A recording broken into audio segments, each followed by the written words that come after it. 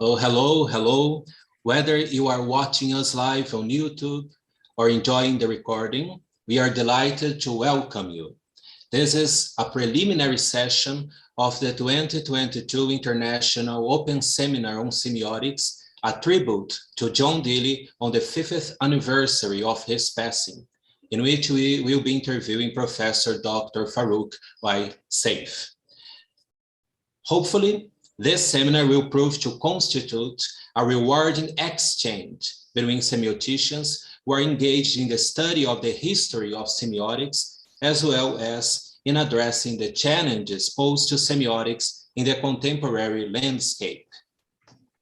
The seminar will run throughout the course of the year 2022 and will feature eminent lecturers and speakers from around the world. Attendance will be entirely free of charge. We already have several outstanding academics who have committed to leading a session at the conference, and will begin making formal announcements regarding the committee members and other supporting individuals as we get closer to the official event next year. But at this time, we want to express our deepest gratitude to the board of institutions who have made this event possible. So this collaborative, international, open scientific initiative and celebration is jointly organized by the Institute for Philosophical Studies of the Faculty of Arts and Humanities of the University of Coimbra, the Lyceum Institute, the Deely Project, St. Vincent College, the Iranian Society for Phenomenology at the Iranian Political Science Association, the International Association for Semiotics of Space and Time, the Institute for Scientific Information on Social Sciences of the Russian Academy of Sciences, the Semiotic Society of America, the American Maritain Association, the International Association for Semiotic Studies, the International Society for Biosemiotic Studies, and the Mansarda Acesa, with the support of the Foundation for Science and Technology of the Ministry of Science, Technology and Higher Education of the Government of Portugal. So thank you so much for the support of these institutions and organizations. So let me introduce our Professor Farouk Seif. So Farouk Seif, PhD and member of the American Institute of Architects, former president and executive director of the Semiotic Society of America, Professor Farouk is a registered architect and a fellow of the International Communicology Institute. His main interests are design for social and cultural change, paradoxes, semiotics, transdisciplinarity, and transmodernity. He is the founder and director of the ISIS Institute, as well as the originator and organizer of the Intercultural study program Journey into the Dawn of Time in Egypt. His doctoral dissertation, Semiotics and Urban Morphogenesis, represents a transdisciplinary inquiry designed to reinterpret the ancient Egyptian experience for thoughtful reflections on contemporary life. He taught in universities and lectured at conferences in Argentina, Austria, here in Brazil, Bulgaria, Canada, China, Denmark, Egypt, Estonia, Finland, Germany, Greece, Hungary, Kyrgyzstan, Latvia, Lithuania, Mexico, Romania, Spain, Turkey, and the USA. He was the recipient of the 2010 Fulbright Specialist Program at the University of Sofia, Bulgaria. He is the author of more than 50 articles and a dozen book chapters. His newly published book, Design in the Transmodern World, is a state-of-the-art integration of design and semiotics. Thank you so much, Professor Farouk, for being here. So let me start. Thank you. Thank you, William.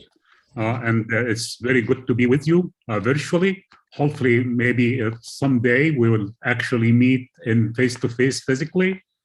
But for the time being, it is just wonderful to be with you virtually. Thank you. Okay, thank you. So let's go. Let's start with our interview. I have here the first question. So in Why Life Presupposes Semiosis, written by John Deely, John Deely stated that subjectivity is everything that separates Farouk Seif from Maritain Anderson. Subjectivity is everything that distinguishes you from the rest of the universe, close quotes. So, Professor, what can you tell us about your subjectivity? What differentiates Farouk Seif from all else across the entire universe? That's a great question here. Let me just share the screen with you. Okay.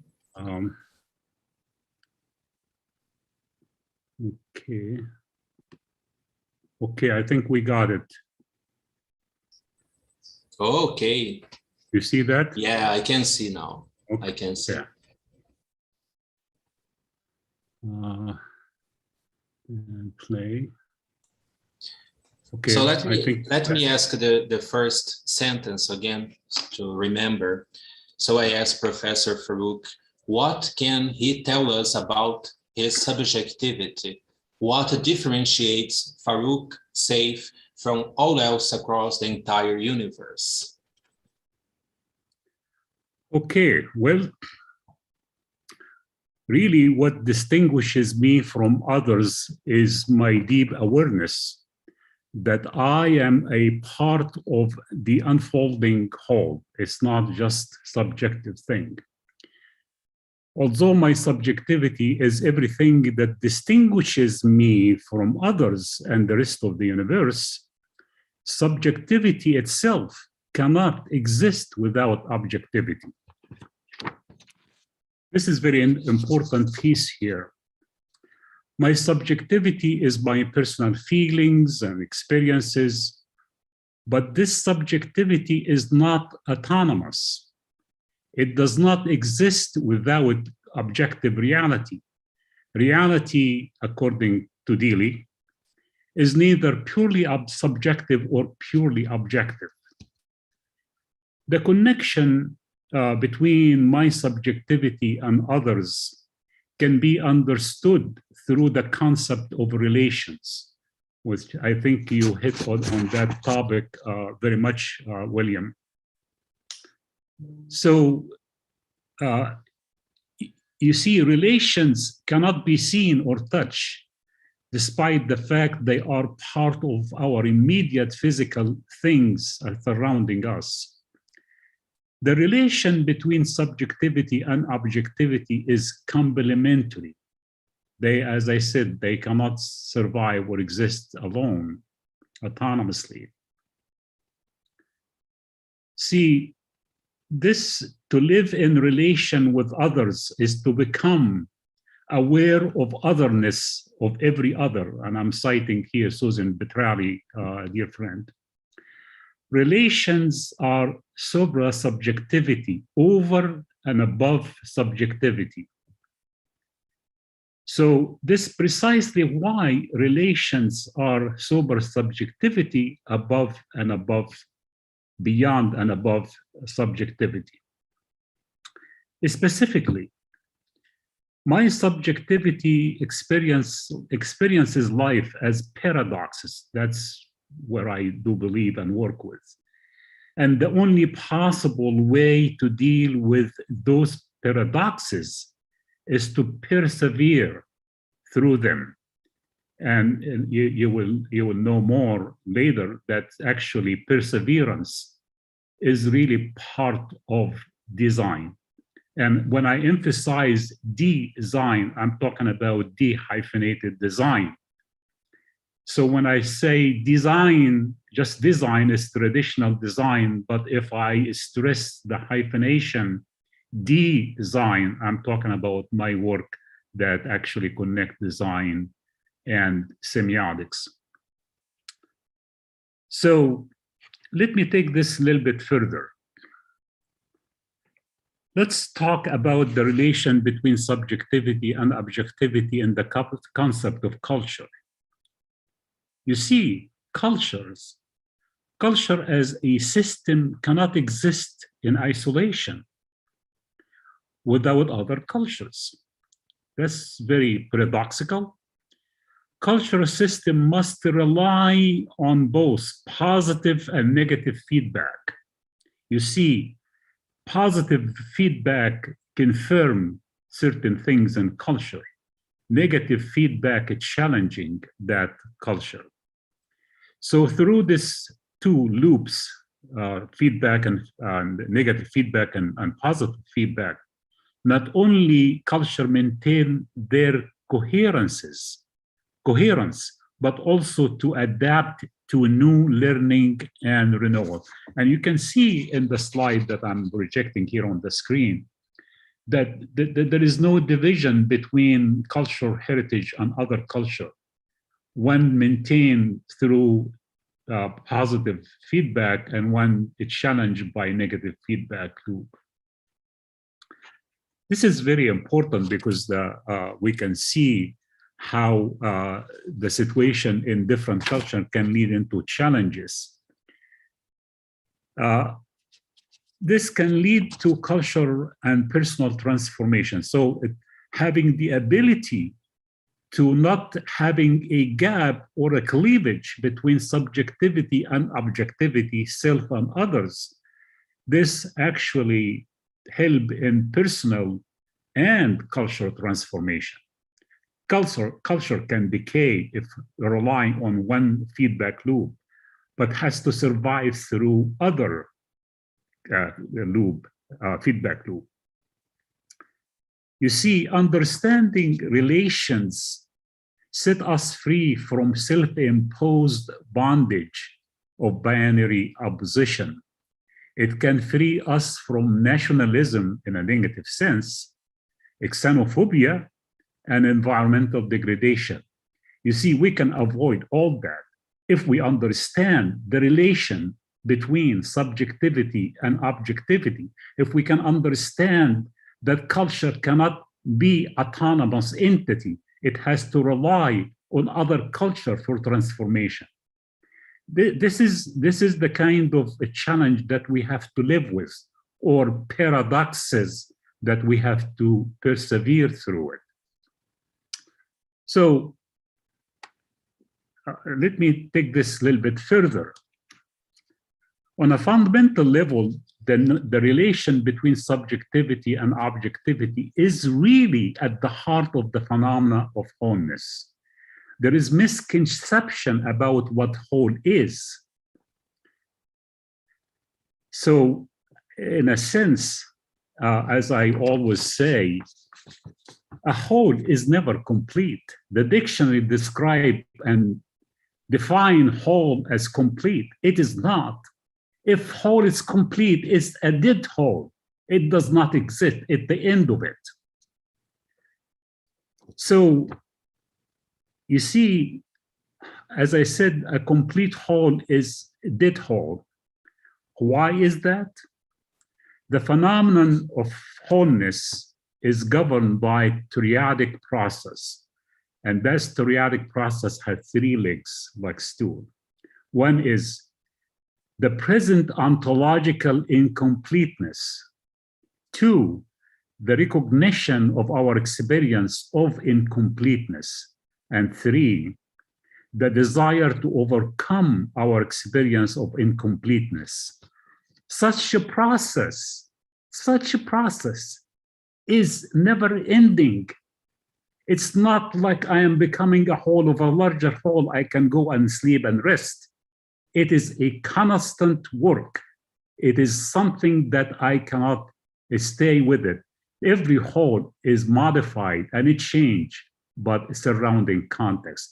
I think I'm going to go back to this particular issue when we talk about other things, because it's very fundamental in my work. I hope I answered your question, William. Oh, yeah, I'm enjoying the beginning of this interview. Thank you. So let me move to the second question. I think is related to what you said, because you have dedicated your last book, Design in the Transmodern World, to the living memory of John Deely, Yeah. And recently, you conducted a remarkable talk about him in the St. Vincent College, if I'm not mistaken, titled "Who is John Deely?" Not who was John Deely, but who is John Deely, where we learned that he was a good friend of yours. And we also learned that he is still present in the world, according to your perspective. So please tell us something about this friendship with John Deely, if this friendship withstand Deely's passing, and besides the personal relationship, did Deely have something to do with your journey as a researcher? Wow, very good question, William. Thank you.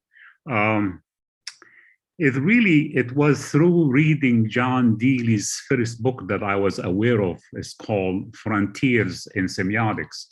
At the time, I was doing my doctoral dissertation that you mentioned in your introduction, Semiotics and Urban Morphogenesis. And I was up to my ears. I couldn't figure out things. And that book particularly was the first one that I skimmed through and read through in mid-'80s.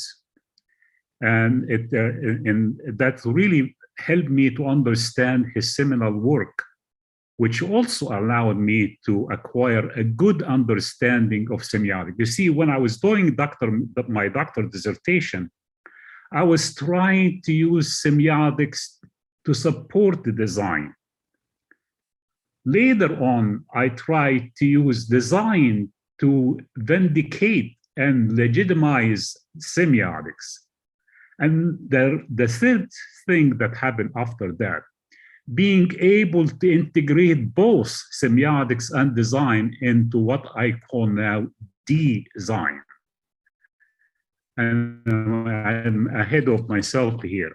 So let me just go back to your question about John Deely. I met John Deely for the first time in Ross conference in Romania in 2008. That's the first time when we actually met in person. It was then when I presented my paper title, At Home with Transmodernity, Reconstructing Cultural Identity in a Globalizing World. That was John, and when John listened to this lecture, actually, we began to have wonderful conversation, and later on we have several dialogues, and John became very interested in the notion of transmodernity. In fact, that was many discussions that he and I had that we talked about transmodernity. And on July 20th, 2011, John invited me to visit him and his wife, Farouk, at their home in Houston, in Texas. And I recall that vividly, how I was walking carefully, not to step on books on the floor, on the furniture, not just on shelves. He has books everywhere. I was walking like, oh my God, there is no place to walk on the floor, books everywhere. I was astonished. My wife telling me that my office is a mess. Well, now I realize then that was not really a mess. But that's John, and I actually have similar, not as much as he has with books. Shortly thereafter, John and I were keynote speakers at the first international symposium titled Phenomenological Perspective on Social Change and Environmental Challenges in Vilnius, Lithuania. That was September 24, 26, 2011. Now, John visited me on Orcas Island. That was on May 6th through the 10th of 2013. And there is an interesting story about that visit I'll never forget. During this visit, I came to realize that John has a different side of his personality, a compassion and emotion that majority of our colleagues do not even know. There is part of his personality that I became more aware of than ever before. That is, after reading a draft of my article, Dialogue with Kishta, a semiotic revelation of the paradox of life and death, which I actually delivered in Estonia a couple of years before that, but I was in preparation to make it a publishable article. Subsequently, it was published in the American Journal of Semiotic in 2013. After John read that draft, he came down from my office into the living room where we're sitting here, and as you can see in the dining kitchen, the island of the kitchen, and then he was actually in tears. I never have seen John this way. He was in tears and he was touched.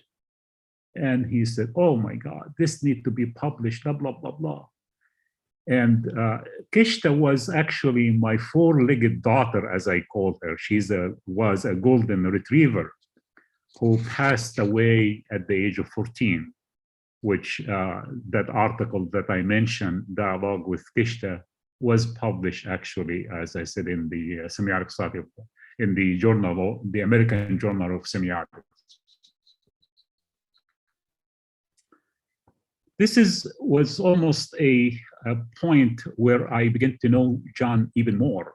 He loved our home. He just raved about the design. Well, I take that for granted. As an architect, I do stuff like that. So to have that coming from John was really very rewarding and very honoring for me.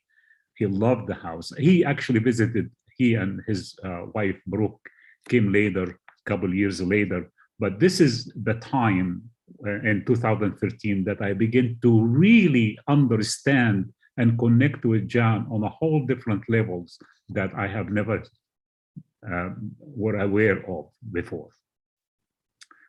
So our relation, our friendship began while it began face-to-face interaction, and our dialogue emerges as a genuine relation out of those interaction. In a sense that John is not dead. There is a wonderful line when he said, I ceased to be a subjectivity within the physical universe, but I did not cease to be an object in relationship in relation to your subjectivity. And in that capacity, I continue to exist in and after my death. So as a thing, John is dead. As an object, John is alive. John is both alive through his work, alive through his being the author of magnificent work. This is really important. That's why I don't believe that John is completely gone. John is with us through his work. Maybe this is a romantic way of honoring friendship, but I do believe this is truly the nature of life that we sometimes overlook. So, in a way, oops, this is frozen.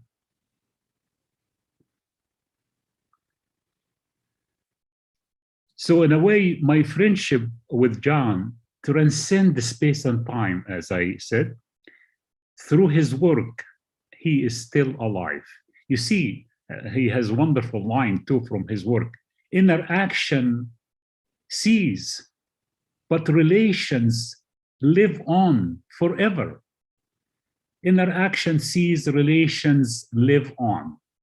That is the nature of my friendship with John Deely. And this is something that I have to honor and cherish for the rest of my life on Earth. Wow, William, you got me going here. Well, I hope this helps. Oh, sure. Let me mention very briefly, Professor Farouk made a video called an imaginary conversation with John Deely. I don't know if you who are watching this video, you could, after this interview, watch that video. It is on YouTube. It's called An Imaginary Dialogue with or Conversation with John Deely. Beautiful, beautiful video. So let me move to our next question. It's a little bigger, so but I think it's a good question. So let me explain that the recording of this interview will constitute the reception area for the systematic module of the International Open Seminar on Semiotics. And Professor Farouk will also lead a session focusing on design on January. But the title of the systematic module is Design or Semiotics in Relation. And so besides wondering about how Professor Farouk got in touch with the studies of both design and semiotics, we wonder how may we interpret this title taking into account your conception. So by the way, do we need to make a sharp distinction between design and semiotics, or do both terms convey the same meaning? What is design after all? One could think of it as a method or as a field of study, but I think that Professor Farouk understands it to be a way of life. Is this right, Professor? Wow. William, design is not a method or field of a study. And this way, I need to clarify that it does not substitute any discipline or field. It is a different way of thinking, as I said, and being in life, and being intentional in what we're doing in life. So what do I mean by design hyphenated? Well, I envision design as a way of thinking, being, and acting in the world that integrate the idea of design as we know, design without hyphenation, and the doctrine of science. So it is really the combination between design as we all know and science as we all know. You see, the difficulty here, I struggle with that a lot. It didn't come to me just overnight. We cannot use an old word to express a new way of thinking and being in the world. The challenge is to say something new, we have to either use new words or use old words in new ways. So it's almost like there is no way around it. In either case, we can hardly avoid creating misunderstandings. That's why some people hear design as hyphenated as design, that traditional design. It's not. It is the integration of design as we know and science, design and semiotics. So in either case, we can hardly avoid this misunderstanding. However, the notion of design hyphenated is itself very simple, and simple enough that actually would not and should not create any misunderstanding. It's clear. It's words that actually play on both design as we know and semiotics as we know. And I probably could expand on that. There is really no semiotics without design, and there is no design without semiotics. Hence, design. Let me elaborate on that, William, because that's really a very good point for me. You see, not only the English word design with the prefix D implies that design is connected to the notion of sign, but also the prefix D indicates a shared place of origin. And I think in Argentinian language and the Spanish language, that's the D means that rather than in the English description, which means to actually separate it or undo in English language. So the prefix D is inherited from Latin and French, means down from, concerning, or down to the bottom. But again, if you look at it in the English language, it means something different. It's not, for me, D is not to separate or undo. D, as a hyphenated design, it connects design and semiotics in almost like an empirical cord that cannot be separated in a sense. We separate them occasionally, but it is time for us to actually allow this to happen and to work with it. You see, design, I envision design as the fusion of design and science, or design and semiotics. When I use the word fusion, it's the ability to integrate, but not necessarily to dissolve the differences. It's like a marriage. It is a marriage between the two.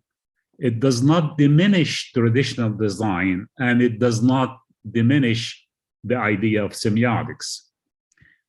It doesn't diminish design, as we call it, the third culture between humanities and sciences, and also does not diminish semiotics as the new branch of human knowledge, according to Locke, John Locke.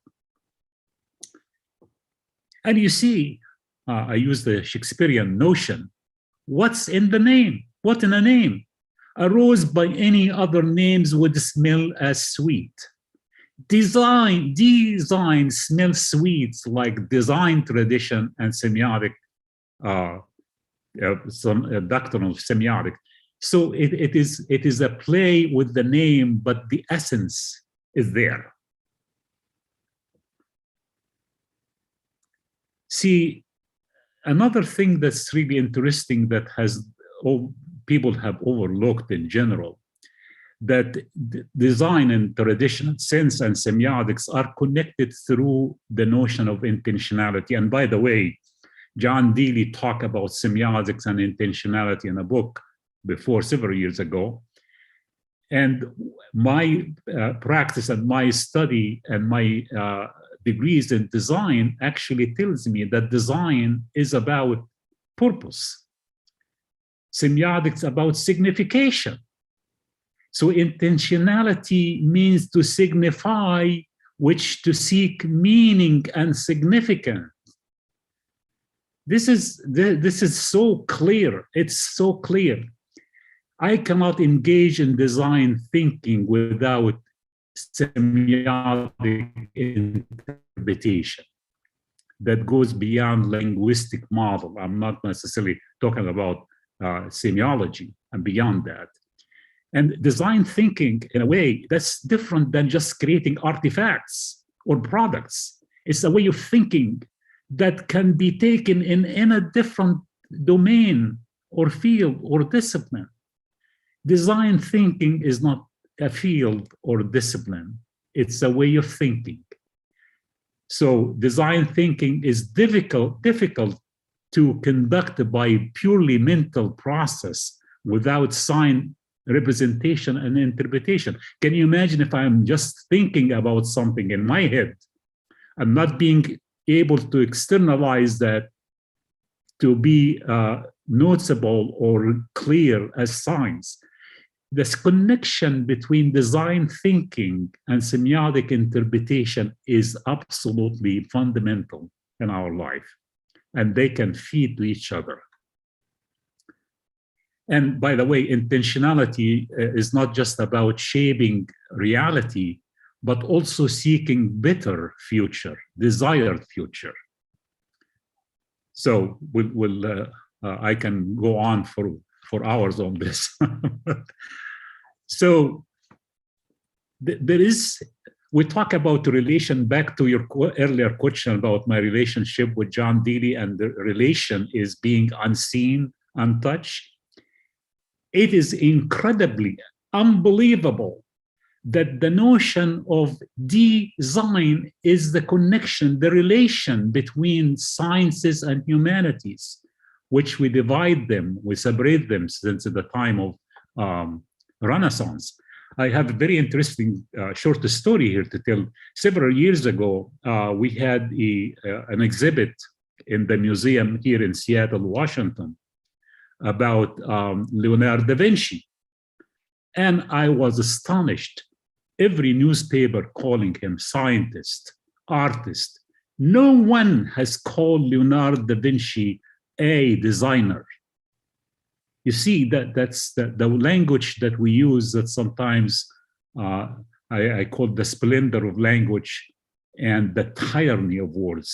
Words can be deceiving and can be misinterpreted. So in a way, design, the unseen relation that embraces both humanities and sciences.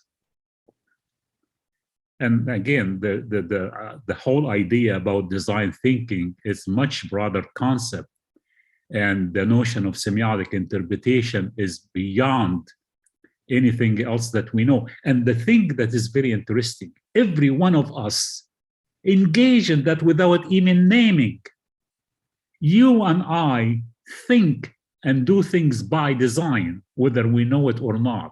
You and I engage in semiotic interpretation without being semioticians, quote unquote. It is the way of life, that the bridge between the two that overlooked for years and years. Well, enough about that. Another thing that's very intriguing, as I said, design is not a method, it's not a methodology or a way to do things, but it is a way of thinking that actually, interestingly enough, go beyond fields and discipline. As you can see in the center of the circle, like the color wheel, design can be applied to any field or discipline. And not only that, in fact, design perspective can traverse boundaries of disciplines. And not only that, it actually can advance disciplines and field. You see, that's why I'm saying it's not a discipline, it's not a field, but a way of thinking that advance other disciplines and field. Because again, the notion of design is transdisciplinary.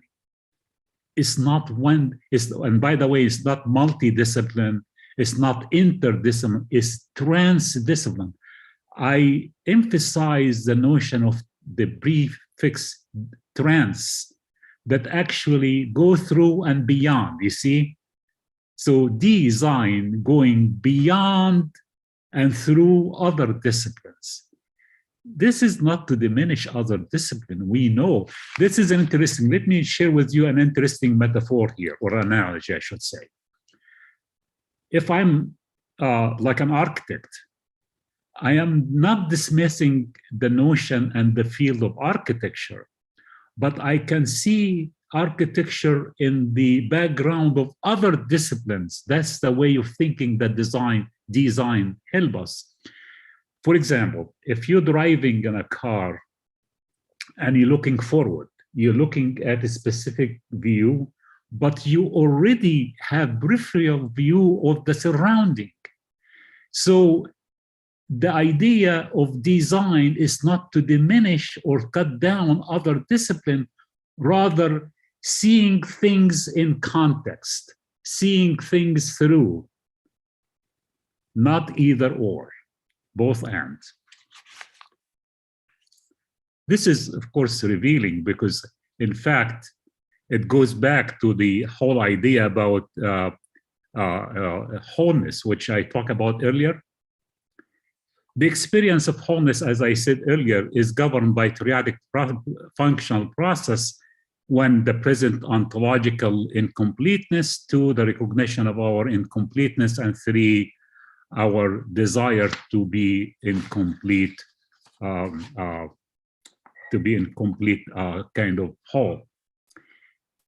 So all the work, this is a wonderful line here that I think Marcel Proust took from from Plato's Symposium, say love is the pain of an anxiety as in the bliss of desire is a demand for a whole. You see that connection? So, and as also Hegel would say, the whole is nothing other than the essence consummating itself through its development. So a whole is active, it's not dormant, it's not dead whole, is actually acting and acting through the love. This is actually not new to us. So take that a little bit further. Design and semiotics are moving together through the ever-ending desire for wholeness, to overcome our ontological incompleteness, as we said. Of course, the whole is coherent within itself and in terms of its immediate surrounding context. I'm not diminishing the quality of whole, but the whole display fitness for a greater whole that inhabits. A whole is part of a larger whole.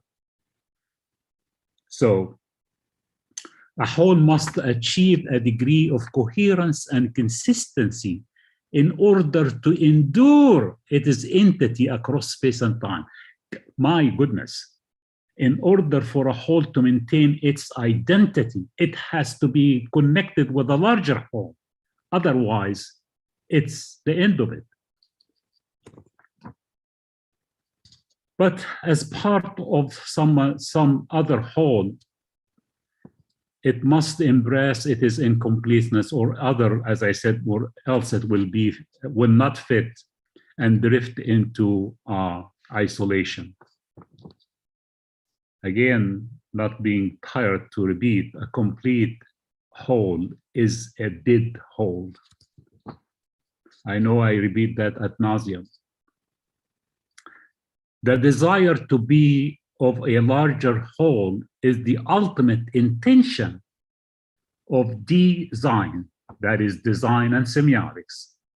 The ultimate intention, well, all the work that Peirce, we can go back to Peirce's work, it's about continuity, it's about syncretism, it's about the idea that nothing is living in isolation. And Peirce has done tons of work like that that actually would be helpful for us to go back to. But let me take this a little bit further.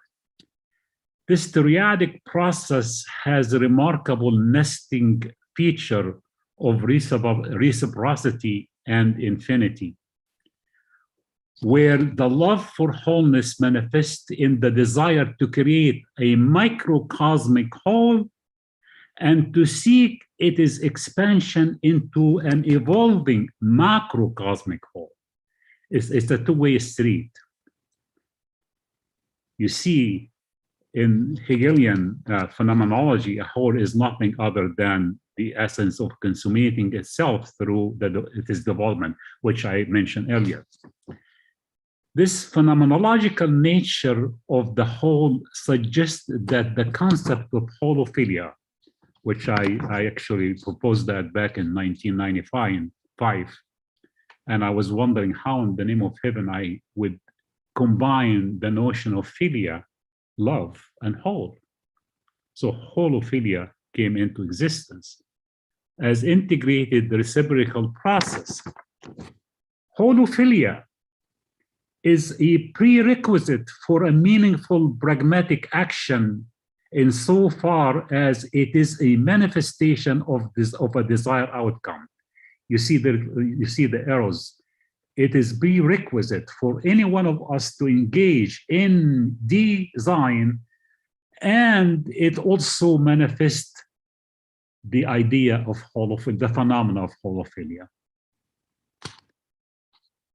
You see, design outcomes reveal a new sense of wholeness, and design deliverables actualizing that which cannot otherwise be implicitly communicated. You and I can talk about wholeness from here to eternity, but when we engage in design process, we actually materialize our thought in something that is tangible, perceptible, and that's what we call design deliverable.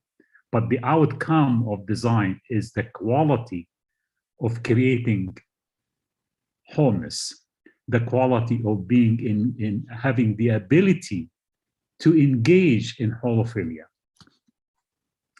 There was one time that when talking about semiotic animals, human as semiotic animals, I think that obviously the work that John did, particularly in 2010, and now I'm beginning to wonder, maybe human beings not only are semiotic animals, but are philomorphic or holophilic animals, that is actually seek the love of wholeness through design and semiotics, or better yet, through design.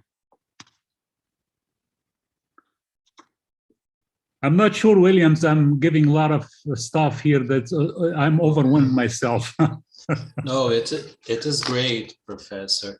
It reminded me of the evolutionary law of Peirce also, what he said. Oh, so great. Yeah.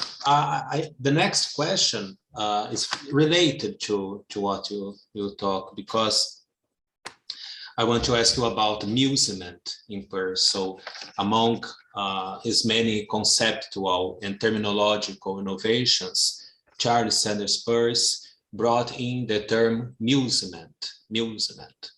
And in your works, Professor, you often employ the metaphor of the navigation or sailing towards an end, but you stress the difference between the sailing towards a pre-established end and amusement-based navigation. So would you muse further on this very metaphor? Does design have a connection with amusement?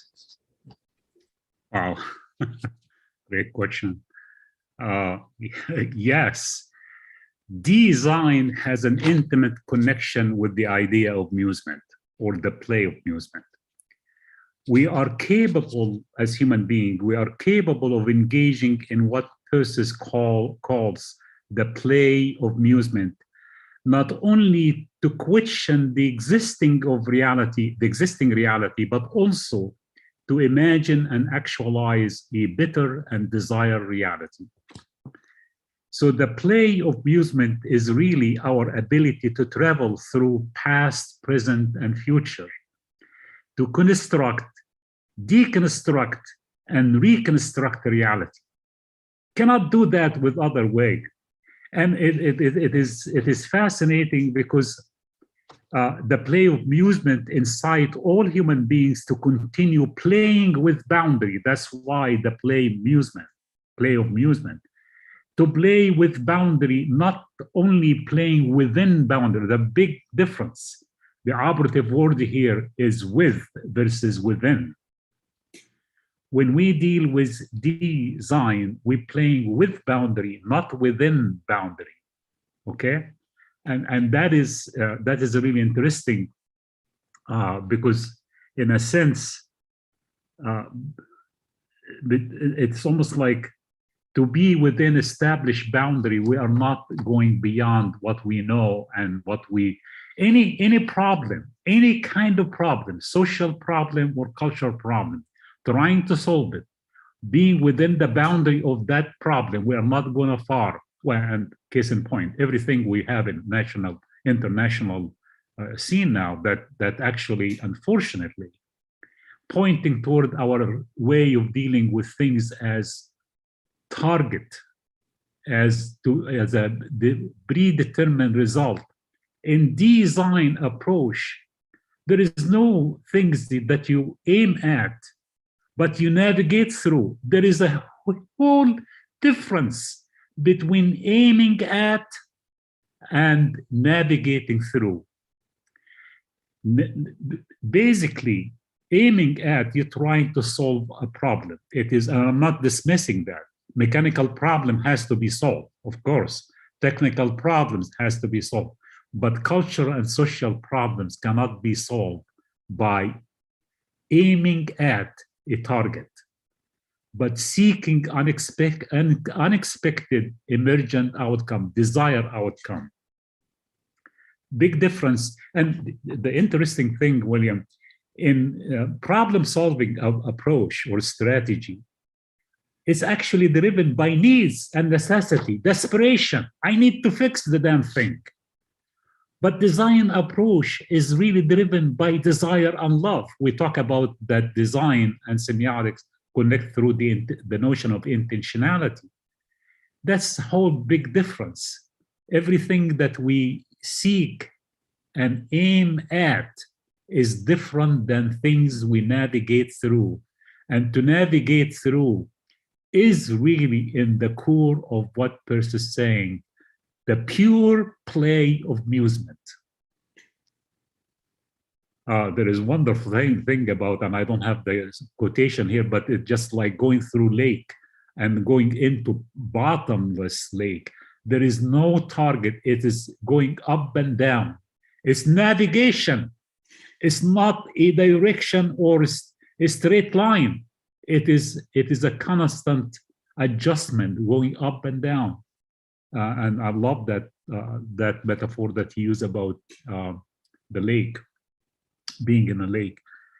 So the play of amusement makes a clear distinction between aiming at and navigating through. This is, by the way, what you see here is the design process. It is relate to feedback and feed forward. You move forward and you move back. Is a constant process of adjustment. It's in the core of pragmatism. And another thing that I talk about in Brazil in 2019, the notion of pragmatism and design are really connected. You cannot engage in design process without stopping and assess and using what John Dewey would say, experimentation, or Donald Schoen saying reflection in action. You reflect before action, you reflect on action, and you reflect after action. This is the play. This is the playful kind of way of dealing with reality. It's not being sure that you arrive at this. You see, this is very difficult for most people to swallow. We all wanted to hold on something concrete and say, I got it. Well, there is nothing in design that if I catch myself using design to arrive at a certain conclusion or a target, then I am not designing. I am problem solving. Big difference. Again, aiming at versus navigating through. So the design is a reiterate, creative, and playful process. And by the way, I will actually expand further on this when I give my talk, The Enchantment of Design, navigating toward meaning making. When I do that, I believe on January 11 next year. This is just a hint at how the enchantment, how we go through the navigation toward meaning making. And I'll get that to later in January.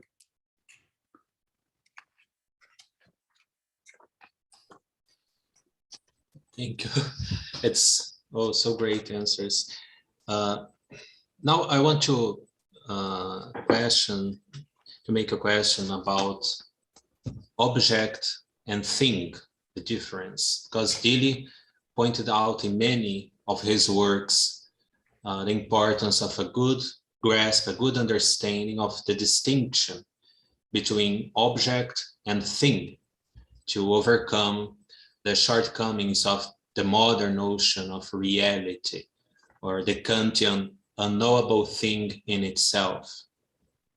So how relevant is Deely's recovery of the scholastic notion of object to your understanding of reality?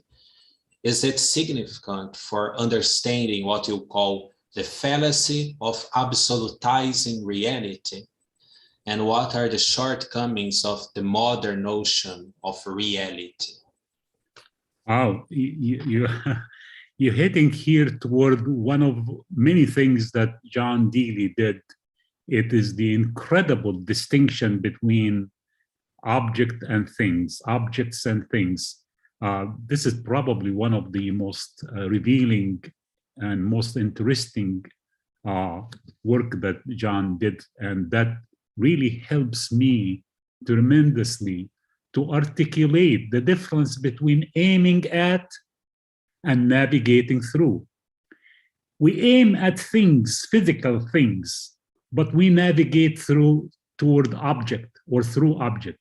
The navigation toward object or through things to arrive into object is not a thing in itself. But let me take this further, because this is really very, it can be very confusing issue.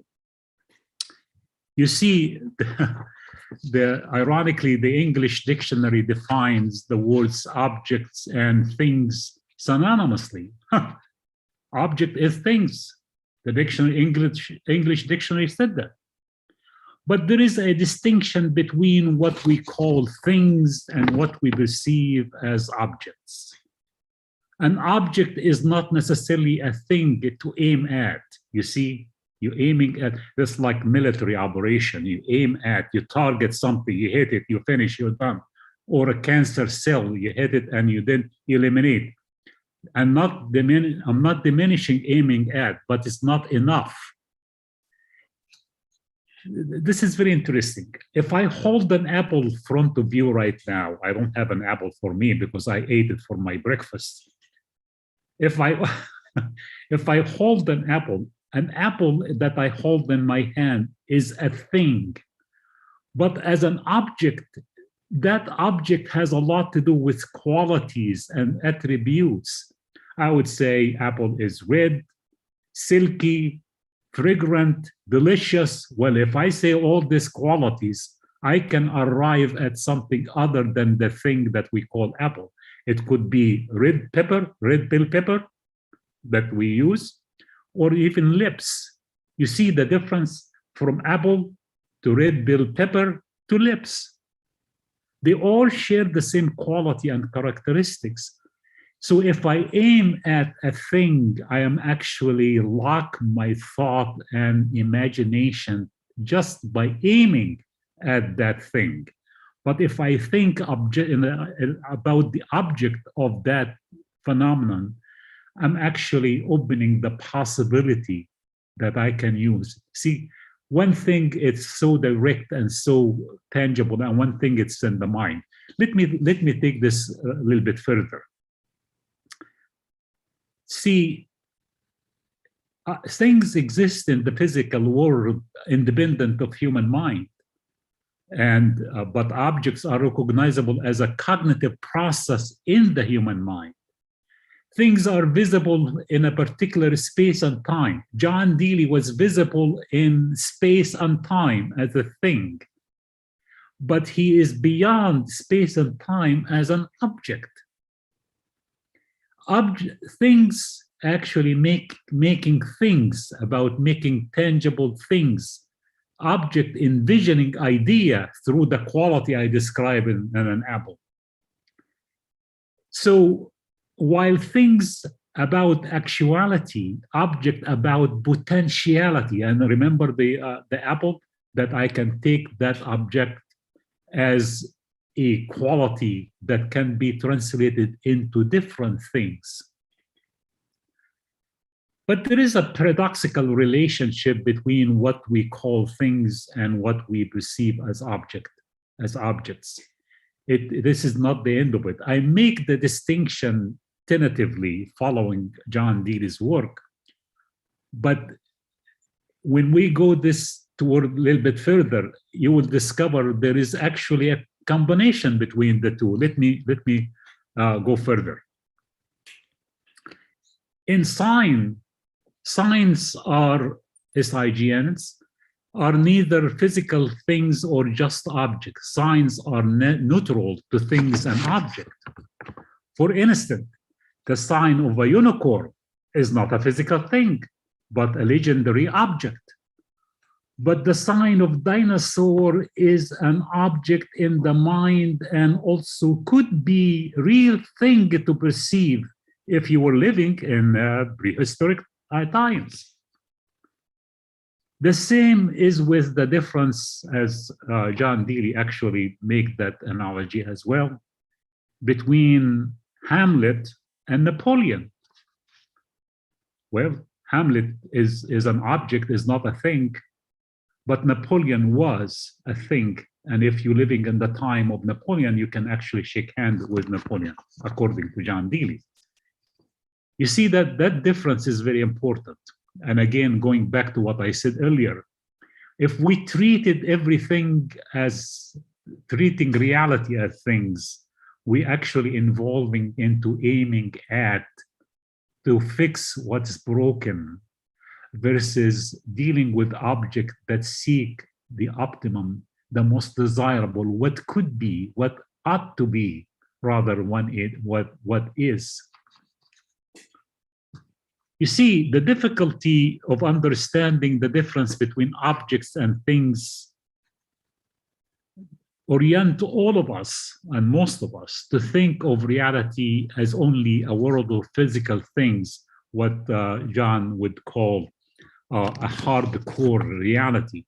My goodness, everything, even the coronavirus is being treated as hardcore reality. Well, we're screwed up.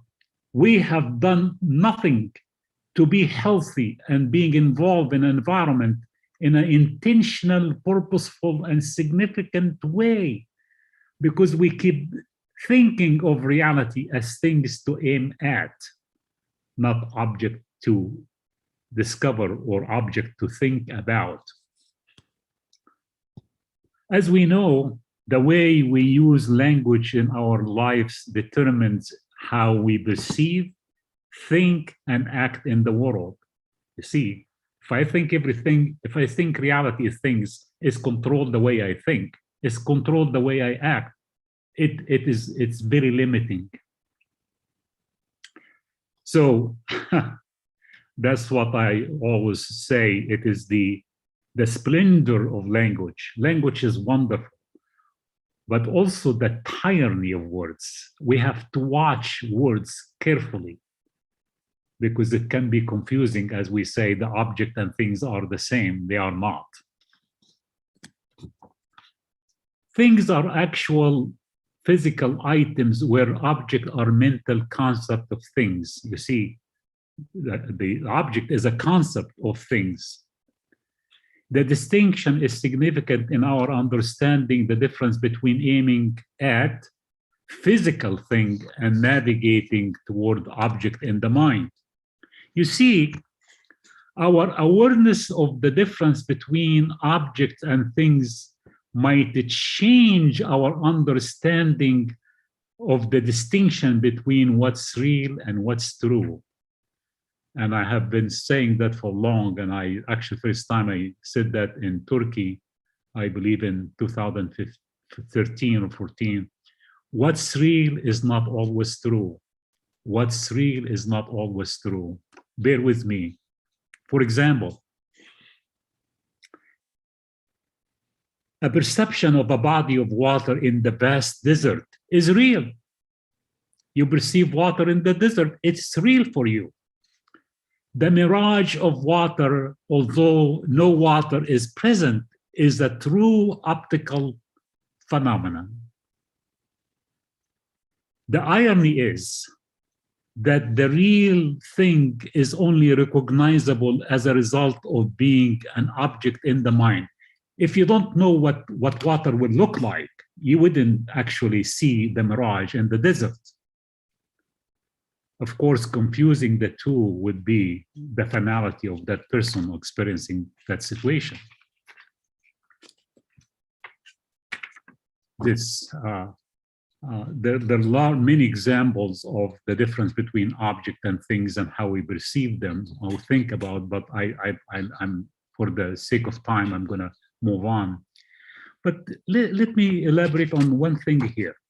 Why is the distinction between object and things important? You see, remember the apple that I hold in my hand? Well, if the apple as an object in my mind, I can play with that object. I can fly with that object. I can go through the apple. I can dissect the apple, all in my head. And sometimes it's difficult to do that in the actual apple, maybe, but let me explain. So we can exchange objects in the mind more easily than we can exchange physical things. This is also makes it clear why cultural challenges cannot be eliminated by aiming at prescribed solution to problems, because it's all seen as things, not objects. You wonder, well, what's happening in the world? Am I the only one who knows that? No, there's so many people know that, but we overlook. You see, the tendency of living in the world of absolute perceptions allures us to fall into the temptation of certainty in order to avoid discomfort and fear of the unknown. We all want to hold on something certain because we don't want to be, it is very fearful, a very challenging situation and fearful. But there is nothing in reality that is a static fact or an absolute reality. The irony is like the vanishing point in perspective, which is an individual perspective, that you see things through vanishing point while you see three-dimensional. It's also locking things in a small, particular individual perception.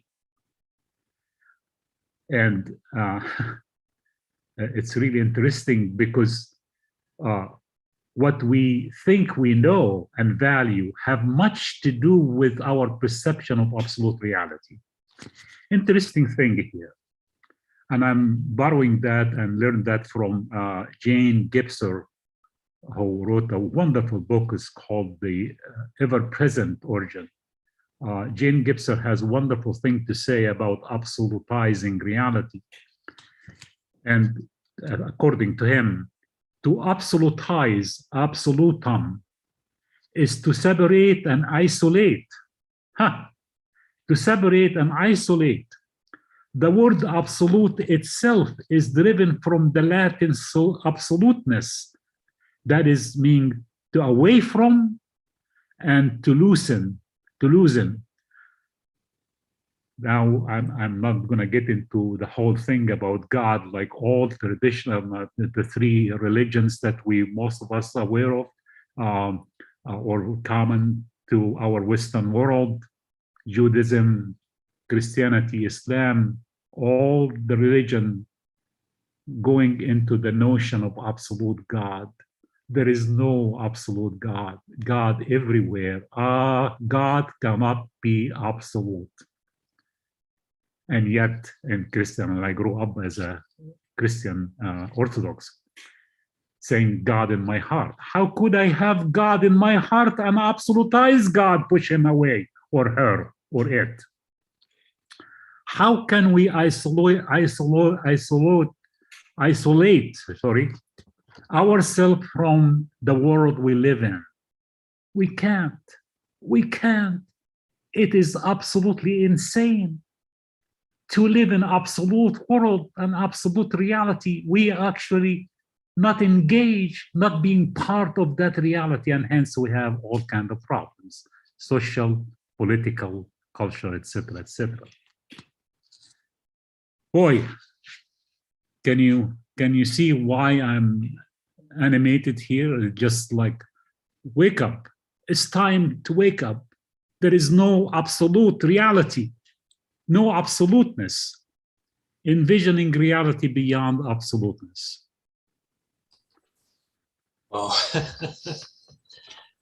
great, so great. You mentioned two things, even in your book, diaphanous space and polychronic time. And I think it's related to this reality that is not a hardcore reality. So I think I can move to the next question. So as we saw today, of particular importance in semiotics is the notion of relation. And in Deely's works, we find recognition of the existence of relation extending beyond our minds and across the boundaries of intersubjectivity, supra-subjectivity. So you could expand on why relation matters so much, and also whether those notions of diaphanous space and polychronic time are in any way derivative of this realization of this singularity of relation. Yeah. Going back to Peirce, following Peirce's doctrine of syncretism, the reality of space and time implies that the universe exists as a continuous and inseparable whole, according to him. We are cognitively able to locate ourselves in different realms of space and time if we free ourselves from the habitual tendency to believe in space and time as things in absolute reality. That's just beginning to open up the possibility here for us. Since nothing in reality is a static fact or an absolute certainty,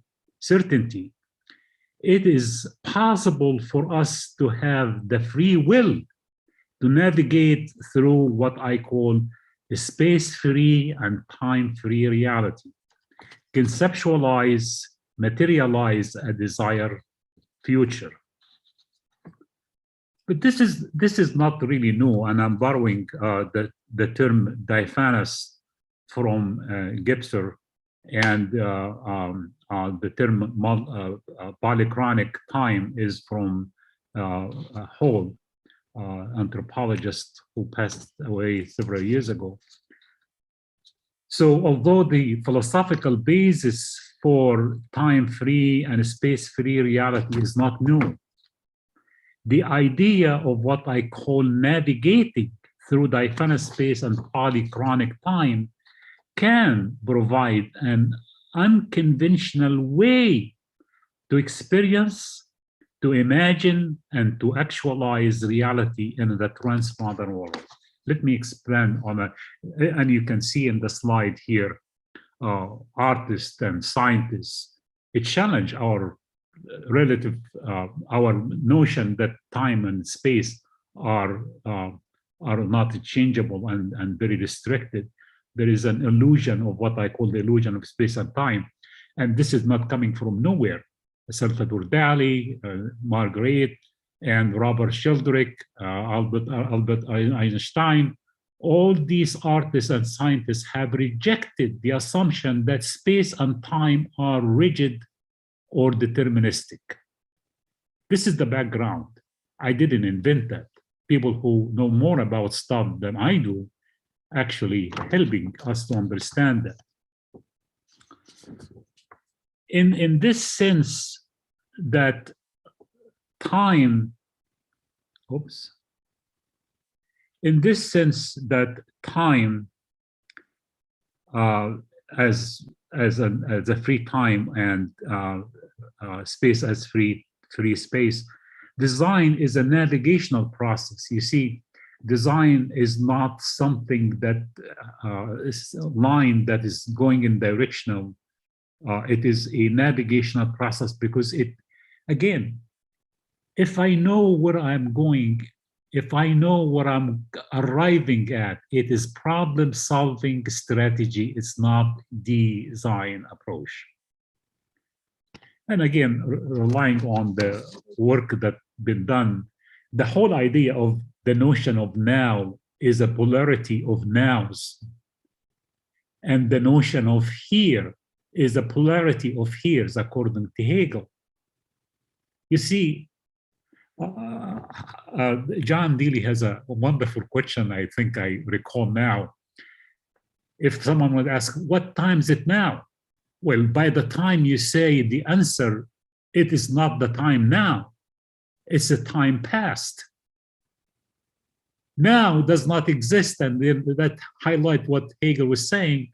Now is a polarity of nows, and same with here as a place. The so-called present time is an illusion and signify nothing, and so does the notion of here. You see, in Heidegger's notion, being in the world has a lot to do with our capacity, ironically, to withdrawing from the world. How could I be in the world and yet withdrawing from the world? It is that kind of flexibility, is that kind of navigation that actually allows me to navigate through diaphanous space and polychronic time. But this is very interesting, that when we say, and I said that many times before, while the expression here and now is cognitively real, it is fundamentally untrue. That's in my book, Design in the Transmodal World. What we perceive is not reality itself, but reality exposed to our way of perceiving. You see, it's not reality's problem, it's the way we perceive reality. This is so simple, and yet we overlooked, many of us. So let me go further. But here's someone say, wait a minute, Farouk. How could you move through space and time? It's not possible. Well, even that's in the novel, like Travel Machine and all the stuff. I am not talking about that. I'm talking about something as real and concrete as you and I can see each other. Watch this. It has a lot to do with the notion of memory. Memory is phantasmagorical phenomena, meaning memory can be past memory as well as future memory, according to Henry Bergson. Memory of the past depends on visualization. I visualize that I was with my loved one, okay? I visualize that I had dinner or lunch with you last week or last year. But future memory rely on imagination, is not relying on senses. One memory repeat, the other memory imagine. Past memory recall and repeat previous things. Future memory brings something new that I never experienced, only through imagination. Oh, wait a minute. Why this is important? Well, reality is constructed by past memory, but it can also be transformed by future memory. When I recall and repeat memories, I'm staying in here and now. I am actually paralyzed by the gravity of the present. Have you talked to, for example, people in university? Oh, the budget. Well, the budget would not allow. It's not a budget. It is being paralyzed, unable to abandon and unable to actually move beyond the gravity of the present. And that's why we repeat problems and things all the time. Big difference between past memory and future memory. It's like looking forward and seeing back.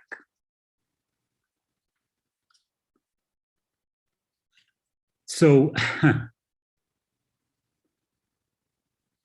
because memory ties together with both imaginary experiences and real event, it is essential for navigating through diaphanous space and polychronic time. This is very interesting. I'm not just saying that as an academic exercise. Graduate students and CEOs and managers in companies, it's very difficult for them when I say try to be in year 2030. Don't think that you are here in 2021. Yeah, I want you to think that you are there, but not being now here. Being there in 2030 and beginning to reminisce about the time past, meaning I am in 2030, but reminiscing about all the time before that. This is very important, significant thing, because if you say, Farouk, could you think about now to 30 years ahead? Well, I will be actually loaded with gravity of the present, and I can move that far, very limited. But placing myself in the future, it's almost like playing like do you remember when when you were 5, 6 years old, and how you could imagine things that never happened? And of course, some parents say, oh, don't do that, it's not true. Well, being there and imagining what is there and reminiscing about it, this is very powerful thing. It is really, really good idea to actually seduce the mind and persuade the heart, seduce the heart and persuade the mind to actually being able to live in a different time and different space, and then coming back to reality or here and now. This has a lot to do with before I go far, as I said, it is possible to remember things yet to be. You see, not remembering things yet, things that happen or exist. It is possible to remember things yet to be through, placing yourself, even playfully, again, the pure play in future tense and a space that's not here and now. So this really leading me to something that actually I borrow from Joseph Campbell, the Hero's Journey. It's wonderful book that he had wrote in 1949. It's called The Hero with 1,000 Faces, The Hero's Journey. And I want to just be careful, it's not an individual. You and I cannot just be individually going through this process, but we need helpers along the way. You see, the design is not a single person's action. It is collective, it's the community of learners, as Peirce would say. So to navigate through free space and time-free reality is to have the call, what interests me, and depart toward a desired outcome, going into what as I called earlier, the future memory, and bringing something as a gift when I return. And that is a breakthrough to understand reality. But you can see the lines that separate this sort of process. Known reality is the present and past. Unknown reality is desired future. And you can see it's like the iceberg. The bottom part is much larger and also scary. It's very intimidating. And for those of us who can persevere through the journey, can come back from the other side with a gift to humanity. It is through the use of 5 senses that we can actually recall past memory, as I said, to the present, but through the imagination, we can create future memory to transform what has been in existence. And my line here that I like to say to myself, to see the way things are is not the same as to be able to imagine how they could be. It's not only that what is, how could be.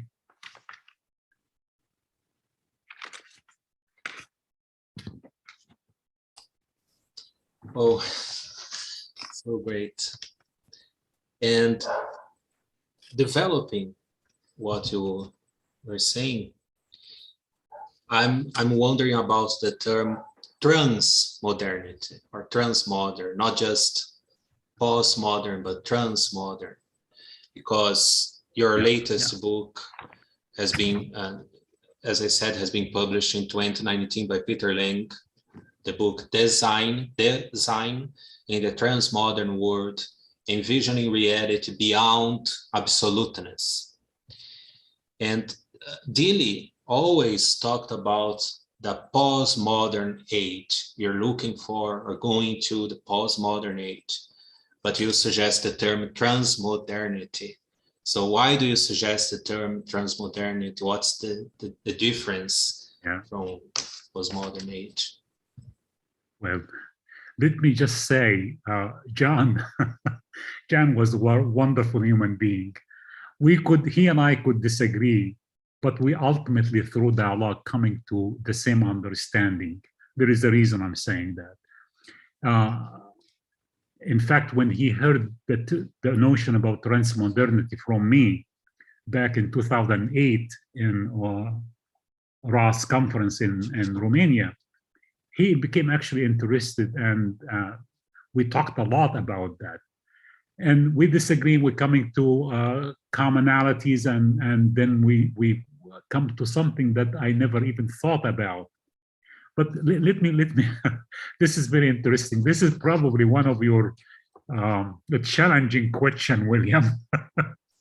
So there is a subtle shift from postmodernity to transmodernity as being unrecognizable age.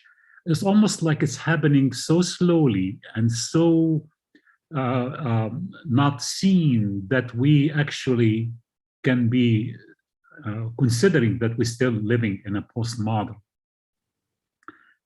The shift from postmodernity to transmodernity is neither striking or recognizable. And I said that in many ways. So actually, just 3 years before his passing, John agreed that we live in a transmodern world, believe it or not.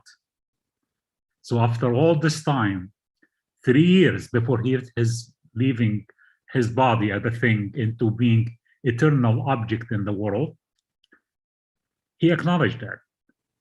In an article, Synescopic of Science, published in the American Journal of Semiotics in 2014,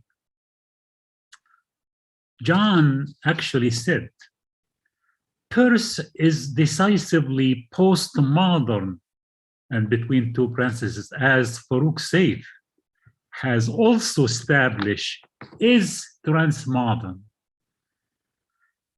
Actually, he hinted as a very fundamental thing about transmodernity, which I'll come to in a second.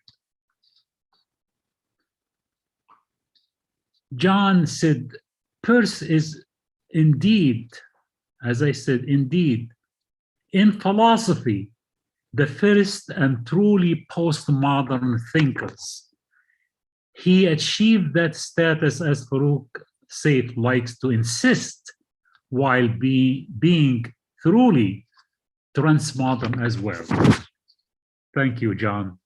I actually was a nice gift from him. Overall, John has acknowledged that Peirce is a transmodern thinker, and equally important, Deely has also given a clear indication that semiotics is indeed a transmodern development. This just came 2-3 years before he passed. In this sense, the transmodernity embodies whole together many transparent and integrative qualities. It reveals the transparency between entity and boundaries, which we're talking about in design. In this sense, transmodernity does not reject either modernity or postmodernity. It is inclusive of both modernity and postmodernity. So it does not reject, you can see the arrows that transmodernity, trans, the prefix, trans, going through and beyond. Transmodernity going through modernity and postmodernity and go beyond them, going through and beyond. It does not reject either one of them. Transmodernity offers such a novel experience that have the potential of making a shift from our outdated habits and blind beliefs in a transmodern and transparent integral consciousness. And I'm borrowing this from Gibson. Such consciousness is capable of seeing through modernity and postmodernity and transmodernity in order to overcome absoluteness and intentionally direct us toward ways of thinking and doing appropriate for creating meaningful reality. You see, if I say transmodernity is the only one, I am wrong. I am falling in the trap of absoluteness. Transmodernity pulled together and going through both modernity and postmodernity. Not either or, both and. This is revealing. So the prefix trans of transmodernity implies not only the aspect of transformation, trans, but also connotes the very essence of continuity, cynicism, to use Peirce's notion. In transmodernity, there is no separation, but a fluid return of new reframing of the prefix post. In a state of saying postmodernity, post, we use trans. Post, it means beyond, but it does not go through. It's very limiting. So it is not necessarily a sense about an integration of the modern notion of thesis and antithesis. So it does not reject either one. Transparent perception, or diaphanous perception that we talked about earlier, implies that we cannot view aspect of reality in absolute isolation. I cannot see postmodern or modern in isolation and move, and that's it. I can't. The sense of continuity, supported by Peirce's notion of doctrine of cynicism. Continuity does not mean sameness. You see, this is really another interesting thing.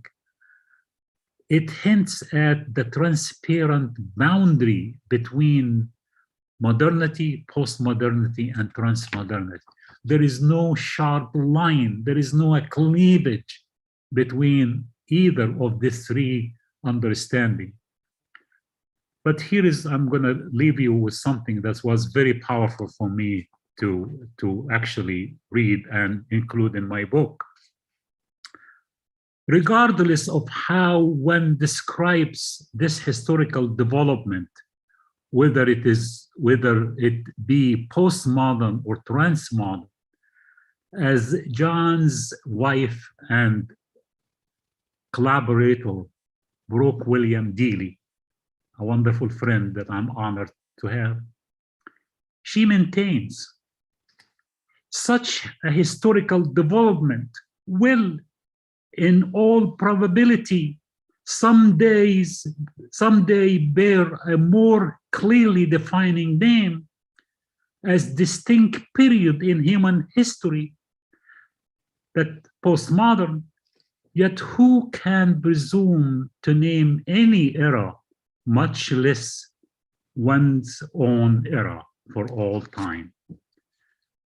Farouk William Deely said it very well for me.